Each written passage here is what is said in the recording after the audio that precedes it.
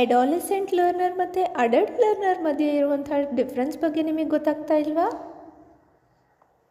ಎಲ್ರಿಗೂ ನಮಸ್ಕಾರ. ನಮ್ಮ ಜ್ಞಾನಸೂತ್ರಂ ಯೂಟ್ಯೂಬ್ ಚಾನೆಲ್ಗೆ ಮರಳಿ ಸ್ವಾಗತ. ಕಳೆದ ವಿಡಿಯೋದಲ್ಲಿ ನಾವು ಲೆವೆಲ್ಸ್ ಆಫ್ ಟೀಚಿಂಗ್ ಬಗ್ಗೆ ಡಿಸ್ಕಸ್ ಮಾಡಿದ್ವಿ. ಇವತ್ತಿನ ವಿಡಿಯೋದಲ್ಲಿ ಲರ್ನರ್ಸ್ನ ಕ್ಯಾರೆಕ್ಟರಿಸ್ಟಿಕ್ಸ್, ಇಂಡಿವಿಜುವಲ್ ಡಿಫ್ರೆನ್ಸಸ್ ಮತ್ತು ಫ್ಯಾಕ್ಟರ್ಸ್ ಅಫೆಕ್ಟಿಂಗ್ ಟೀಚಿಂಗ್ ಬಗ್ಗೆ ಡಿಸ್ಕಸ್ ಮಾಡ್ತೀವಿ. ಅದನ್ನು ಡಿಸ್ಕಸ್ ಮಾಡೋಕ್ಕೂ ಮುಂಚೆ ಕಳೆದ ವಿಡಿಯೋನ ನೀವೇನಾದರೂ ಮಿಸ್ ಮಾಡ್ಕೊಂಡಿದ್ರೆ ನಮ್ಮ ಯೂಟ್ಯೂಬ್ ಚಾನಲ್ಗೆ ಹೋಗಿ ಮೊದಲು ಆ ವಿಡಿಯೋನ ನೋಡಿ, ನಂತರ ಈ ವಿಡಿಯೋನ ನೋಡಿ. ಇನ್ನೂ ನೀವೇನಾದರೂ ನಮ್ಮ ಚಾನಲ್ಗೆ ಸಬ್ಸ್ಕ್ರೈಬ್ ಆಗಿಲ್ಲ ಅಂದರೆ ಸಬ್ಸ್ಕ್ರೈಬ್ ಆಗಿ, ಲೈಕ್ ಮಾಡಿ ಮತ್ತು ಶೇರ್ ಮಾಡಿ. ಬನ್ನಿ ಶುರು ಮಾಡೋಣ. ಇವತ್ತಿನ ಮೊದಲನೇ ಕಾನ್ಸೆಪ್ಟ್ ಲರ್ನರ್ಸ್ ಕ್ಯಾರೆಕ್ಟರಿಸ್ಟಿಕ್ಸ್. ಈ ಲರ್ನರ್ ಕ್ಯಾರೆಕ್ಟರಿಸ್ಟಿಕ್ಸನ್ನು ನಾವು ಎರಡು ರೀತಿಯಾಗಿ ಡಿವೈಡ್ ಮಾಡಿದ್ದೀವಿ. ಅಂದರೆ ಅಡಾಲೆಸೆಂಟ್ ಲರ್ನರಿನ ಕ್ಯಾರೆಕ್ಟರಿಸ್ಟಿಕ್ ಮತ್ತು ಅಡಲ್ಟ್ ಲರ್ನರಿನ ಕ್ಯಾರೆಕ್ಟರಿಸ್ಟಿಕ್. ಇಲ್ಲಿ ಅಡಾಲೆಸೆಂಟ್ ಲರ್ನರಿನ ಕ್ಯಾರೆಕ್ಟರಿಸ್ಟಿಕ್ಸ್ ಅಂದರೆ ಏಜ್ 12ಇಂದ ಏಜ್ 18ವರೆಗೂ ಇರುವಂಥ ಲರ್ನರ್ಸ್ನ ಕ್ಯಾರೆಕ್ಟರಿಸ್ಟಿಕ್ ಮತ್ತು ಅಡಲ್ಟ್ ಎಬೋ 18 ಲರ್ನರ್ಸ್ನ ಕ್ಯಾರೆಕ್ಟರಿಸ್ಟಿಕ್ಸ್ನ ನಾವು ಡಿಫ್ರೆನ್ಷಿಯೇಟ್ ಮಾಡಿದ್ದೀವಿ. ಇದನ್ನು 4 ಡೈಮೆನ್ಷನಲ್ಲಿ ನಾವು ನೋಡಬಹುದು. ಒಂದು ಅಕಾಡೆಮಿಕಲ್ ಡೈಮೆನ್ಷನಲ್ಲಿ, ಇನ್ನೊಂದು ಸೋಷಿಯಲ್ ಡೈಮೆನ್ಷನಲ್ಲಿ, ಮೂರನೇದು ಎಮೋಷ್ನಲ್ ಡೈಮೆನ್ಷನಲ್ಲಿ ಮತ್ತು ಕಾಗ್ನೇಟಿವ್ ಅಂದರೆ ಥಿಂಕಿಂಗ್ ಕೆಪಾಸಿಟಿಯಲ್ಲಿ ನಾವು ನೋಡ್ಬೋದು. ಮೊದಲನೇದಾಗಿ ಅಕಾಡೆಮಿಕ್ ಲೆವೆಲಲ್ಲಿ ಅಡಾಲೆಸೆಂಟ್ ಲರ್ನರ್ ಮತ್ತು ಅಡಲ್ಟ್ ಲರ್ನರ್ಗೆ ಇರುವಂಥ ಡಿಫ್ರೆನ್ಸ್ ಏನು ಅಂತ ನೋಡೋಣ. ಅಡಾಲೆಸೆಂಟ್ ಲರ್ನರ್ ಬಂದರೆ ಸ್ಟಿಲ್ ಫಾರ್ಮಲ್ ಸ್ಕೂಲಿಂಗ್. ಅಡಾಲೆಸೆಂಟ್ ಲರ್ನರ್ಗೆ ಅಂದರೆ ಫಾರ್ ಎಕ್ಸಾಂಪಲ್ PU ಮಕ್ಕಳಿಗೆ ಅವ್ರಿಗೆ ಇನ್ನೂ ಫಾರ್ಮಲ್ ಸ್ಕೂಲಿಂಗ್ದೇನೇ ಮೈಂಡ್ಸೆಟ್ ಓಡ್ತಾ ಇರುತ್ತೆ. ಅವ್ರಿಗೆ ಇನ್ನೂ ಫಾರ್ಮಲ್ ಸ್ಕೂಲಿಂಗಲ್ಲಿ ಹೇಗೆ ಪ್ರತಿಯೊಂದು ಇನ್ಸ್ಟ್ರಕ್ಷನ್ಸ್ ಟೀಚರ್ ಕಡೆಯಿಂದನೇ ಬರ್ತಾ ಇತ್ತು, ಹಾಗೆಯೇ ಇಲ್ಲೂ ಪ್ರತಿಯೊಂದು ಇನ್ಸ್ಟ್ರಕ್ಷನ್ ಟೀಚರ್ ಕಡೆಯಿಂದನೇ ಬರಬೇಕು ಅನ್ನುವಂಥ ಮೈಂಡ್ಸೆಟ್ ಅಕಾಡೆಮಿಕಲ್ಲಿ ಇರುತ್ತೆ. ಮತ್ತು ಆಬ್ಸ್ಟ್ರಾಕ್ಟ್ ಥಿಂಕಿಂಗ್ ಅನ್ನೋದು ಈಗ ಡೆವಲಪ್ ಆಗ್ತಾ ಇರುತ್ತೆ. ಆಬ್ಸ್ಟ್ರಾಕ್ಟ್ ಥಿಂಕಿಂಗ್ ಅಂದ್ರೇನು ಅಂತ ಅಂದರೆ ಇರುವಂಥ ಕಾಂಪ್ಲೆಕ್ಸ್ ಇನ್ಫಾರ್ಮೇಷನ್ ಅಥವಾ ಕಾನ್ಸೆಪ್ಟ್ಸನ್ನು ಟೀಚರ್ ಎಕ್ಸ್ಪ್ಲೇನ್ ಮಾಡಿದಾಗ ಅದನ್ನು ಇಮ್ಯಾಜಿನ್ ಮಾಡಿಕೊಂಡು ಅರ್ಥ ಮಾಡ್ಕೊಳ್ಳುವಂಥ ಕೆಪಾಸಿಟಿ ಈಗ ಬಿಲ್ಡ್ ಆಗ್ತಾ ಇರುತ್ತೆ. ಅದೇ ನಾವು ಅಡಲ್ಟ್ ಲರ್ನರ್ ಬಗ್ಗೆ ನೋಡೋದಾದರೆ ಇವರು ಸೆಲ್ಫ್ ಡೈರೆಕ್ಟೆಡ್ ಆಗಿ ಮತ್ತು ಆಟೋನಮಸ್ ಆಗಿ ಇರ್ತಾರೆ.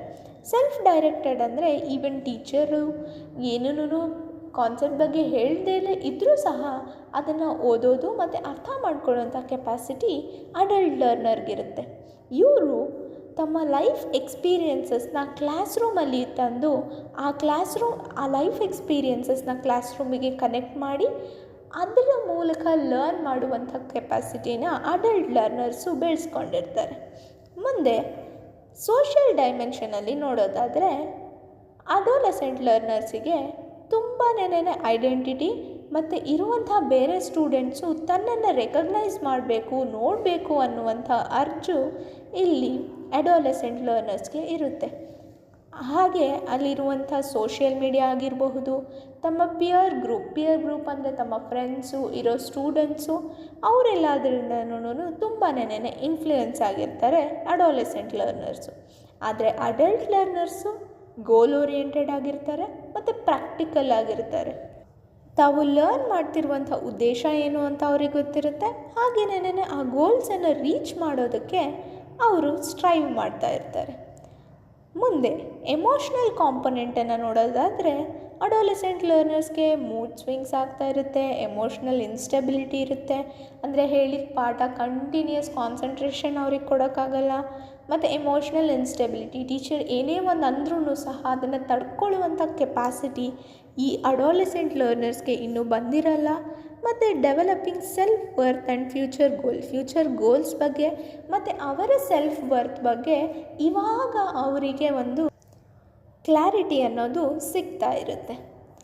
ಅದೇ ಅಡಲ್ಟ್ ಲರ್ನರ್ ಬಗ್ಗೆ ಅಡಾಲೆಸೆಂಟ್ ಲರ್ನರ್ಸು ಅವರ ಕರಿಯರ್ ಮತ್ತು ಪರ್ಸ್ನಲ್ ಇಂಟ್ರೆಸ್ಟ್ ಇದು ಎರಡನ್ನೂ ಹೇಗಪ್ಪ ಅಚೀವ್ ಮಾಡೋದು ಅನ್ನೋದ್ರ ಬಗ್ಗೆ ಯೋಚನೆ ಮಾಡ್ತಾ ಇರ್ತಾರೆ. ಈ ಸಂದರ್ಭದಲ್ಲಿ ಅವ್ರಿಗೆ ಟೈಮ್ ಮತ್ತು ರಿಸೋರ್ಸಿನ ಕನ್ಸ್ಟ್ರೈಂಟು ಸಹ ಬರ್ಬೋದು. ಅಂದರೆ ಟೈಮ್ ಸಾಕಾಗದೇ ಇರ್ಬೋದು, ಅವ್ರ ಹತ್ರ ಸಮಥಿಂಗ್ ರಿಸೋರ್ಸಸ್ ಲೈಕ್ ಮನಿ ಅದೆಲ್ಲ ಸಾಕಾಗದೇ ಹೋಗ್ಬೋದು. ಬಟ್ ಅವರ ಮೇನ್ ಆಬ್ಜೆಕ್ಟಿವ್ ಏನಿರುತ್ತೆ ಅಂತಂದರೆ ಕರಿಯರ್ ಗ್ರೋತ್ ಮಾಡ್ಕೊಳ್ಳೋದೇನೇ ಆಗಿರುತ್ತೆ. ಮುಂದೆ ಕಾಗ್ನೇಟಿವ್ ವೇಯಲ್ಲಿ, ಕಾಗ್ನೇಷನ್ ಅಂದರೆ ಥಿಂಕಿಂಗ್ ಥಿಂಕಿಂಗ್ ಎಬಿಲಿಟಿ ಬಗ್ಗೆ ನೋಡೋದಾದರೆ, ಥಿಂಕಿಂಗ್ ಎಬಿಲಿಟಿ ಅನ್ನೋದು ಅಡಾಲಸೆಂಟ್ ಲರ್ನರ್ಸ್ಗೆ ಈಗ ತಾನೇ ಡೆವಲಪ್ ಆಗ್ತಾ ಇರುತ್ತೆ. ನಾನು ಆಗಲೇ ಹೇಳಿದೆ ಅಬ್ಸ್ಟ್ರಾಕ್ಟ್ ಥಿಂಕಿಂಗ್ ಕೆಪಾಸಿಟಿ ಅನ್ನೋದು ಡೆವಲಪ್ ಆಗ್ತಾ ಇರುತ್ತೆ ಅಂತ. ಹಾಗಾಗಿ ಕಾಂಪ್ಲೆಕ್ಸ್ ಥಾಟ್ಸನ್ನು ಅಥವಾ ಕಾಂಪ್ಲೆಕ್ಸ್ ಕಾನ್ಸೆಪ್ಟ್ಸನ್ನು ಅರ್ಥ ಮಾಡ್ಕೊಳ್ಳೋದು ಅವ್ರಿಗೆ ಇವಾಗ ಡೆವಲಪ್ ಆಗ್ತಾ ಇರುತ್ತೆ.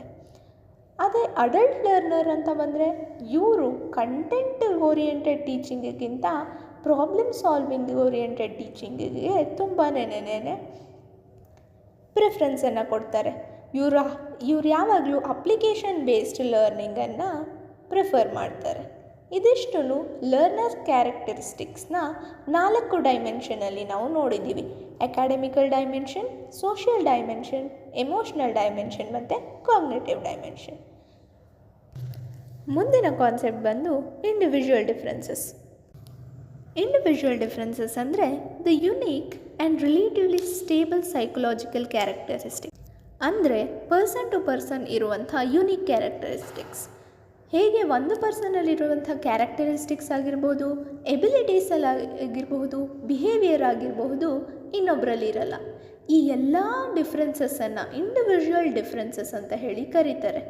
ಈ ಡಿಫ್ರೆನ್ಸಸ್ ಟೀಚರ್ ಯಾಕೆ ತಿಳ್ಕೊಳ್ಬೇಕು ಅಂತ ಅಂದರೆ, ಇರುವಂಥ ಅಷ್ಟು ಸ್ಟೂಡೆಂಟ್ಸಿನ ಕೆಪಾಸಿಟಿ ಬೇರೆ ಇರುತ್ತೆ, ಎಬಿಲಿಟಿ ಬೇರೆ ಇರುತ್ತೆ, ಬಿಹೇವಿಯರ್ ಬೇರೆ ಇರುತ್ತೆ, ಕ್ಯಾರೆಕ್ಟರಿಸ್ಟಿಕ್ಸ್ ಬೇರೆ ಇರುತ್ತೆ.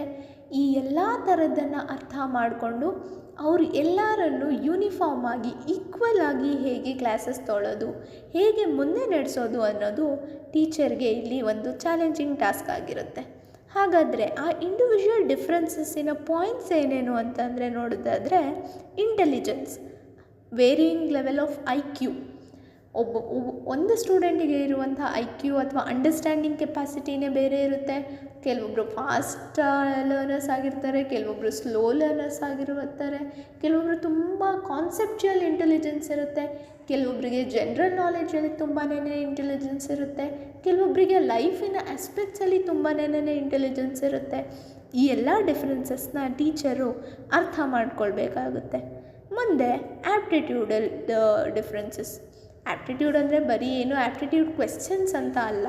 ಆ್ಯಪ್ಟಿಟ್ಯೂಡ್ ಅಂದರೆ natural talent or capacity to acquire specific skill. ಒಂದು ಸ್ಕಿಲ್ಲನ್ನು ಅಕ್ವೈರ್ ಮಾಡೋದಕ್ಕೆ ಇರುವಂಥ ನ್ಯಾಚುರಲ್ ಟ್ಯಾಲೆಂಟ್ ಅಥವಾ ನ್ಯಾಚುರಲ್ ಕೆಪಾಸಿಟಿನ ಆ್ಯಪ್ಟಿಟ್ಯೂಡ್ ಅಂತ ಹೇಳಿ ಕರೀತಾರೆ. ಬರೀನೇ ನಾಲೆಡ್ಜನ್ನು ಅಕ್ವೈರ್ ಮಾಡ್ಕೊಳ್ಳೋದು ಅಷ್ಟೇನೇ ಟೀಚಿಂಗ್ನ ಮೋಟಿವ್ ಅಲ್ಲ. ಕೆಲವೊಂದು ಸ್ಕಿಲ್ಸ್ನ ಕಲಿಸೋದು ಸಹ ಟೀಚಿಂಗಿನ ಮೋಟಿವ್ ಆಗಿರುತ್ತೆ. ಆ್ಯಪ್ಟಿಟ್ಯೂಡಲ್ಲಿ ಕೆಲವೊಂದು ಸ್ಟೂಡೆಂಟ್ಸ್ ಸ್ಟ್ರಾಂಗ್ ಇರ್ತಾರೆ, ಕೆಲವೊಂದು ಸ್ಟೂಡೆಂಟ್ಸ್ ಅಷ್ಟೊಂದು ಫಾಸ್ಟ್ ಇರಲ್ಲ. ಈ ಎಲ್ಲ ಡಿಫ್ರೆನ್ಸಸ್ಸನ್ನು ಟೀಚರ್ ಕನ್ಸಿಡರ್ ಮಾಡಬೇಕಾಗುತ್ತೆ. ಮುಂದೆ ಇಂಟ್ರೆಸ್ಟ್ ಅಂದರೆ ಪರ್ಸ್ನಲ್ ಪ್ರಿಫರೆನ್ಸಸ್. ಅಂದರೆ ಹೇಳುವಂಥ ಕಾನ್ಸೆಪ್ಟ್ ಅಥವಾ ಟೀಚಿಂಗನ್ನು ಕೇಳಿಸ್ಕೊಳ್ಬೇಕಾದ್ರೆ ಕೆಲವೊಂದು ಸ್ಟೂಡೆಂಟ್ಸಿಗೆ ಇಂಟ್ರೆಸ್ಟ್ ಇರುತ್ತೆ, ಕೆಲವೊಬ್ಬರಿಗೆ ಇಂಟ್ರೆಸ್ಟ್ ಇರಲ್ಲ. ಅವರ ಇಂಟ್ರೆಸ್ಟನ್ನು ಹೇಗೆ ಗ್ರ್ಯಾಬ್ ಮಾಡಬೇಕು ಅನ್ನೋದು ಟೀಚರಿನ ಕೆಪಾಸಿಟಿ ಆಗಿರುತ್ತೆ. ಮತ್ತು ಲರ್ನಿಂಗ್ ಸ್ಟೈಲ್ ಕೂಡ ಅಷ್ಟೇ.